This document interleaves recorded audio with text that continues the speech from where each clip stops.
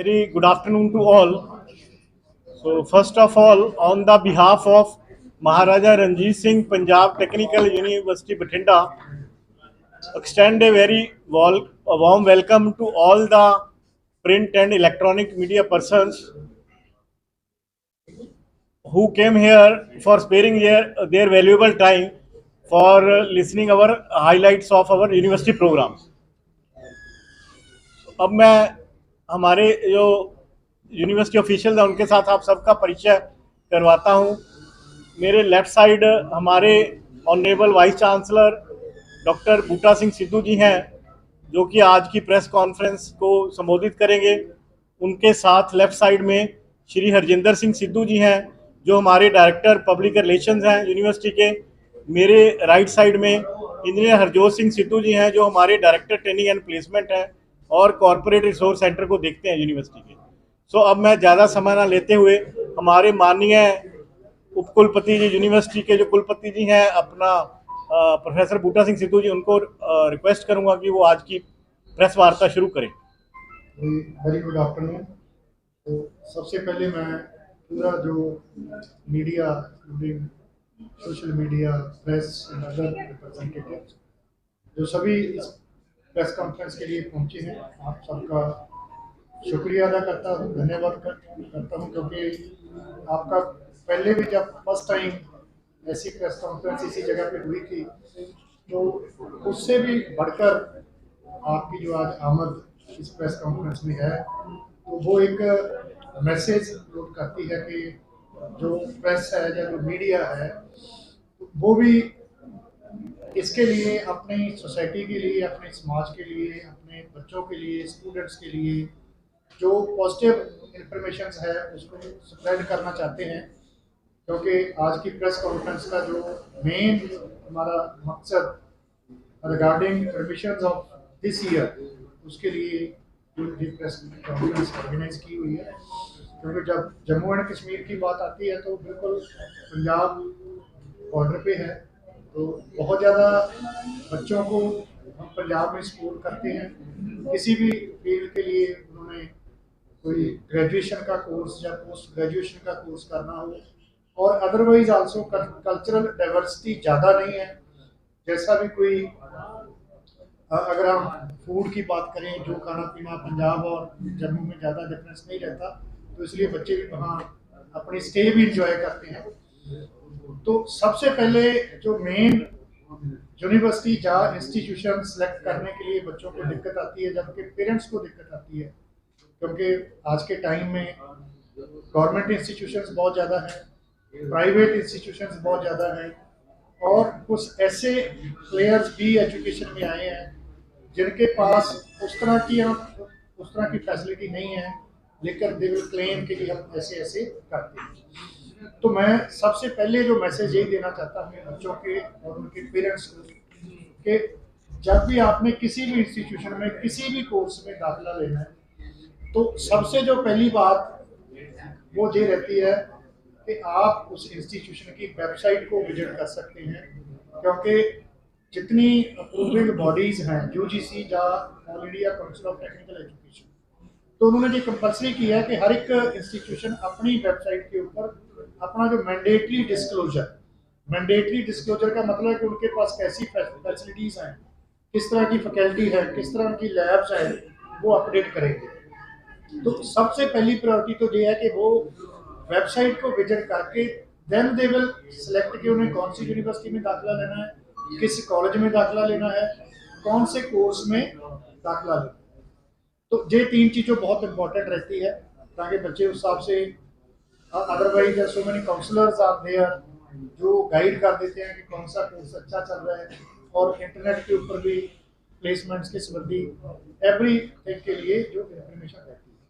तो मैं आप लोगों से ये बात करना चाहता हूँ कि हमारी जो यूनिवर्सिटी है महाराजा रणजीत सिंह पंजाब टेक्निकल यूनिवर्सिटी, जो पंजाब गवर्नमेंट द्वारा 2015 में स्थापित की गई, क्योंकि वो दिखने को बहुत जंग यूनिवर्सिटी है, 2015 में स्थापित हुई है, तो 7-8 साल पहले ये यूनिवर्सिटी बनी है। लेकिन उसी कैंपस में जहाँ यूनिवर्सिटी बनी है, पंजाब का सबसे पहला गवर्नमेंट इंजीनियरिंग कॉलेज क्योंकि पंजाब में पहले कोई गवर्नमेंट इंजीनियरिंग कॉलेज नहीं था, सिर्फ 2 ही या 3 इंस्टीट्यूट थी। जैसे चंडीगढ़ में पंजाब इंजीनियरिंग कॉलेज था, थापर था। तो ये पहला इंजीनियरिंग कॉलेज शुरू किया गया 1989 में। उसी कैंपस को अपग्रेड करके जो यूनिवर्सिटी बनाई गई है।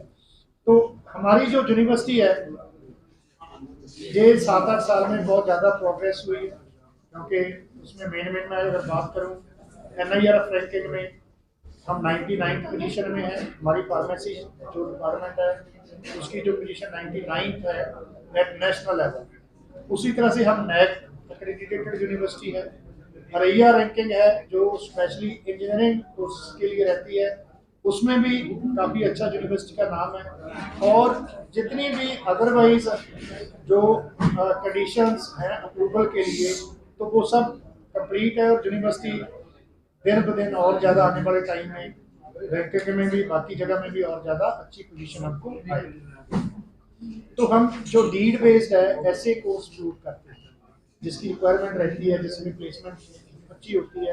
अगर मैं प्लेसमेंट के बारे में बात करूँ तो हमारी जो प्लेसमेंट के पैकेजेस भी है वो लास्ट ईयर से इस ईयर को डबल हो गए।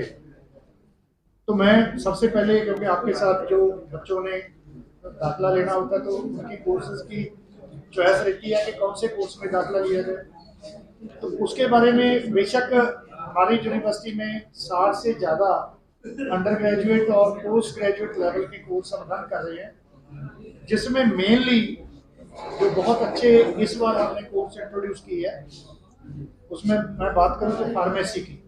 फार्मेसी में ये पहली गवर्नमेंट यूनिवर्सिटी है जहाँ फार्मा डी का कोर्स शुरू किया है। फार्मा डी का मतलब है कि डॉक्टरेट कोर्स इन फार्मेसी। तो एक तो वैसे पहली यूनिवर्सिटी है, दूसरा जो कोर्स है वो in collaboration with all India जो एम्स है, all India institute of medical sciences, जो बठिंडा में हमारी यूनिवर्सिटी के बिल्कुल सामने है, 200-300 मीटर पे एग्जिस्ट करती है। तो उनके साथ हमने MOU साइन करके जो फार्मा डी का कोर्स शुरू किया, जिसमें 1 साल की जो इंटर्नशिप रहती है वो 5 साल का थ्योरी का कोर्स होगा। जो 1 साल की उसमें इंटर्नशिप होगी वो बच्चे एम्स में कंप्लीट करेंगे। उसके साथ साथ और पैरामेडिकल के कोर्स शुरू किए हैं जिसमें हम कर सकते हैं बैचलर इन फिजियोथेरेपी। इसी तरह पे BSc जो मेडिकल लैब साइंसेस में, फिर देन BSc इन ATOT है anaesthesia technology and operational theatre technology. ये बिल्कुल नए कोर्स है जिसमें बहुत ज़्यादा डिमांड है बच्चों की, जिसमें प्लेसमेंट बहुत अच्छी है। और जैसे मैं फिजियोथेरेपी की बात करूँ तो आजकल तो वो तो अलग बात है कि हर एक को घर में 1-2 लोगों को ऐसी कोई ना कोई प्रॉब्लम रहती है जिनको फिजियोथेरेपिस्ट के पास जाना पड़ता है। तो उस तरह के कोर्स हमने फ्लोट किया। और सबसे अच्छा है कि जो कोर्स, क्योंकि हम सभी लोग देखते हैं कि हमारे पास में जहीं भी हम रहते हैं, किसी भी स्टेट में रहते हैं, किसी भी शहर में रहते हैं, दिन ब दिन कितने जो मल्टी स्पेशलिटी हॉस्पिटल्स हैं वो बन रहे हैं। तो इसको देखते हुए, क्योंकि बहुत ज़्यादा अच्छी इंस्टीट्यूशंस है जहाँ से डॉक्टर्स बनते हैं, इंजीनियर्स बनते हैं, लेकिन जब वो मल्टी स्पेशलिटी हॉस्पिटल है तो डॉक्टर को उतना, मैं बोलूँगा कि ऐसा कोई कोर्स नहीं कराया जाता कि जो वहाँ पेशेंट आते हैं उनको कैसे डील किया जाए, उनके साथ कैसे बात की जाए। जहाँ जब उन्होंने हॉस्पिटल बनाना है तो कौन सा वार्ड किस तरफ में होना चाहिए, उसके लिए भी हमारी यूनिवर्सिटी ने एम्स के साथ मिलके जो MOU के साथ कोर्स फ्लोट किया है MBA इन हॉस्पिटल एडमिनिस्ट्रेशन, जिसमें जो 50% क्रेडिट्स जो बच्चे हैं वो हमारी यूनिवर्सिटी से एक्वायर करेंगे और रेस्ट 50% जो एम्स में पढ़ेंगे। उसके साथ साथ आने वाले टाइम में हम और भी एम्स के साथ ऐसे कोर्स शुरू करेंगे।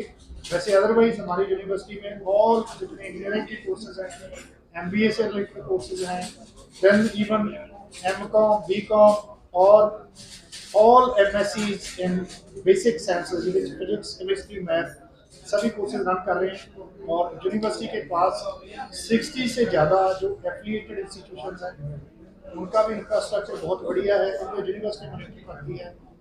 वो जो हमारे कॉलेजेस हैं एफिलिएटेड वो आधे पंजाब में जो 12 डिस्ट्रिक्ट है उसमें फैले हुए हैं। तो बच्चे किसी भी उस कोर्स में जा यूनिवर्सिटी के किसी भी डिपार्टमेंट में दाखिला ले सकते हैं। और थोड़ा सा मैं आपको और अपडेट कर देता हूँ कि प्रेजेंटली जो बच्चों की रिक्वायरमेंट रहती है, क्योंकि एजुकेशन का जो सिनेरियो है कम्प्लीटली चेंज हो गया। पहले जब हम बच्चों को कॉलेज में या यूनिवर्सिटी में दाखिला लेते थे तो उसका पर्पज रहता था कि उसको बेसिक नॉलेज आ जाए और साथ साथ जो उनका समाज में विचरना कैसा होगा, उनमें वैल्यूज ऐड हो जाए।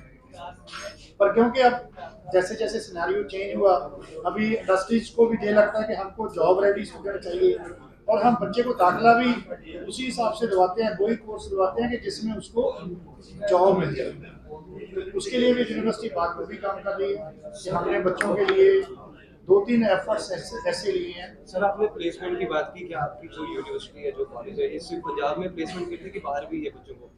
बिल्कुल, मैं दोनों दोनों आप बाहर का मतलब आप नेशनल लेवल पे दूसरी स्टेट्स की बात कर रहे हैं, मैं उसी पे आता हूँ। उससे पहले मैं थोड़ा सा आपको ये बता दूं, जो मैं बता रहा था कि हमने एक तो आइडिया लैब बनाई है। आइडिया लैब क्योंकि जो हम रूटीन में देखते हैं कि ज़्यादातर जो बच्चे के मन में कोई इनोवेशन रहती है, उसने कुछ ना कुछ सोच लिया। अगर पंजाब की तो मैं बात करूँ, वहाँ जैसे हम जुगाड़ टेक्नोलॉजी पे बात करते हैं तो कुछ चीज़ें हम अपनी ज़रूरत के हिसाब से क्रिएट कर लेते हैं। तो ऐसे अगर आइडिया बच्चे के मन में होंगे, उनका वो प्रोटोटाइप डेवलप कर सकता है, और वो आइडिया लैब में जो लेटेस्ट टेक्नोलॉजी है उसके रिगार्डिंग सभी बच्चों को हम ट्रेनिंग दे रहे हैं। बेशक वो हमारी यूनिवर्सिटी में है या हमारे एफिलिएटेड कॉलेज में है, उनके लिए इंटर्नशिप ऑर्गेनाइज की जाएगी।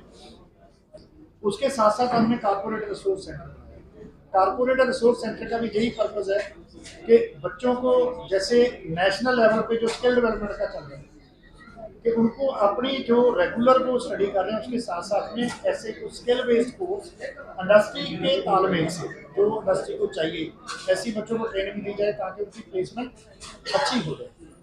अब क्योंकि आप प्लेसमेंट की बात कर रहे थे, तो अगर मैं प्लेसमेंट की बात करूँ तो प्लेसमेंट किसी भी जो यूनिवर्सिटीज़ हैं वो बच्चे के ऊपर डिपेंड करता है कि उसने कहाँ नौकरी ली। क्योंकि जो मल्टीनेशनल कंपनीज हैं, ज़्यादातर जो अच्छी प्लेसमेंट है वो मल्टीनेशनल कंपनीज में होती है, तो वो पंजाब में भी होगी और आउटसाइड पंजाब भी होगी। क्योंकि हमारे ज़्यादा बच्चे हैं जो बाहर प्लेस होते हैं, जो प्रेजेंटली हमारा रिकॉर्ड प्लेसमेंट का है that is around up to 60%।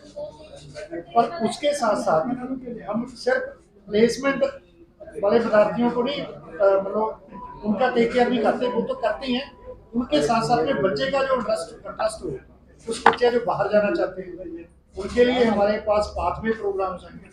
Pathway programme में वो 2 साल हमारे साथ पढ़ सकते हैं, 2 साल बाहर वाली यूनिवर्सिटी। इवन हमारे साथ एक ऐसा भी पाथवे प्रोग्राम है जिसमें 3 साल जहाँ पढ़ के वहाँ 1 साल ही पढ़ना है, जैसे यूएसए की यूनिवर्सिटी है।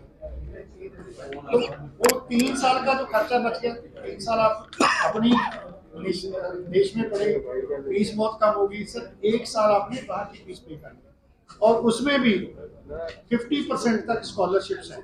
50% जो बाहर वाली यूनिवर्सिटी स्कॉलरशिप दे रही है। और उसके साथ साथ जो मैं आपको स्पेशली बताना चाहता हूँ कि जम्मू कश्मीर के बच्चों के लिए जो स्पेशल स्कॉलरशिप स्कीम है, जो प्राइम मिनिस्टर स्कॉलरशिप स्कीम है, उसमें भी यूनिवर्सिटी के पास बच्चे आते हैं तो वो स्कॉलरशिप आप देते हैं। हमारी अपनी स्टेट में सीएम स्कॉलरशिप स्कीम है, जिसमें अगर बच्चा मेरिट में आता है 90% से ज़्यादा +2 में उसके मार्क्स हैं, तो उसकी 50% फीस माफ हो जाती है। इसके अलावा जो इकोनॉमिकल वीकर बच्चे हैं जिनकी एनुअल इनकम की कोई बाहर रहती है 3 लाख है उससे कम है, तो माइनॉरिटी कमीशन से 70% से ज़्यादा उनकी जो फीस है, इवन इंक्लूडिंग जो हॉस्टल की फीस है, वो रीइंबर्स हो जाती है। और बाकी सभी जितनी गवर्नमेंट स्कीम्स हैं, पोस्ट मैट्रिक स्कॉलरशिप, जो ऑल आर एप्लीकेबल, क्योंकि गवर्नमेंट यूनिवर्सिटी है, जितनी गवर्नमेंट की स्कीम्स हैं वो सभी एप्लीकेबल है। तो मैं बात कर रहा था कि बच्चों को हम किसी ने बाहर जाना है उसके लिए भी उनके लिए हमारे पास पाथवे प्रोग्राम और उस तरह के प्रोग्राम्स हैं। किसी बच्चे ने हायर स्टडी के लिए अपने देश में किसी भी दूसरी यूनिवर्सिटी में पढ़ाई करनी है, उसके लिए भी हम उनको गाइड करते हैं।